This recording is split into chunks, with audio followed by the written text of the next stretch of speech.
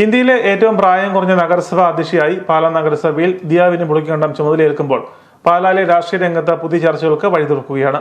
സ്വതന്ത്ര കൂട്ടായ്മ രൂപീകരിച്ച് ഒറ്റയ്ക്ക് മത്സരിച്ച ബിനു പുളിക്കണ്ടത്തിന് ഈ വിജയം ഒരു മധുര പ്രതികാരം കൂടിയാണ്.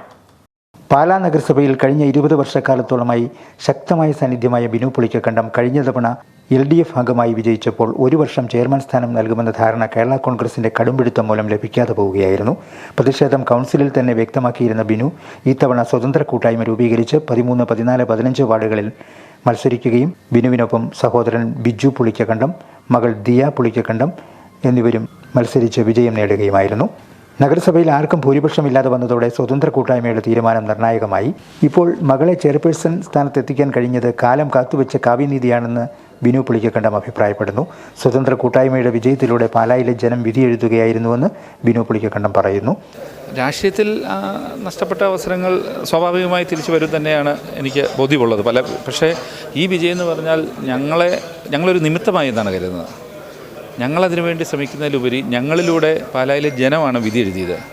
അവർ ചെയ്തു കൂട്ടിയ രാഷ്ട്രീയ നെറുകേടിന്, രാഷ്ട്രീയമായി നമ്മളെ ഒരു വ്യക്തിയെ തേജോവധം ചെയ്യുന്നതിനും വ്യക്തിഹത്യ നടത്തുന്നതിനും രാഷ്ട്രീയ ഉന്മൂലനം ചെയ്യുന്നതിനും നടത്തിയ ഒരു ശ്രമം. ഇവിടെ കൗൺസിൽ ഹാളിൽ ഫോട്ടോ ഇരിക്കുന്ന മഹാനായ മാണിസാറിൻ്റെ അദ്ദേഹത്തിൻ്റെ ആ നന്മകളൊന്നും ലഭിക്കാത്ത അദ്ദേഹത്തിൻ്റെ പിൻതലമുറക്കാർ അവർ കാണിച്ചു കൂട്ടിയ ആ ഒരു രാഷ്ട്രീയ നെറുകേടിന് പാലായിലെ ജനങ്ങൾ വിധിയെഴുതി.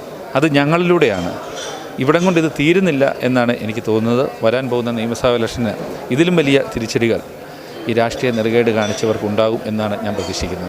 രാഷ്ട്രീയ നെറുകേടും വ്യക്തിഹത്യയും നടത്തി രാഷ്ട്രീയമായി ഉന്മൂലനം ചെയ്യാൻ നടത്തിയ നീക്കങ്ങളെ ഫലപ്രദമായി എതിർത്ത് തോൽപ്പിക്കാൻ ജനങ്ങളുടെ പിന്തുണ ലഭിച്ചതായി ബിനു പുളിക്കണ്ടം പറഞ്ഞു.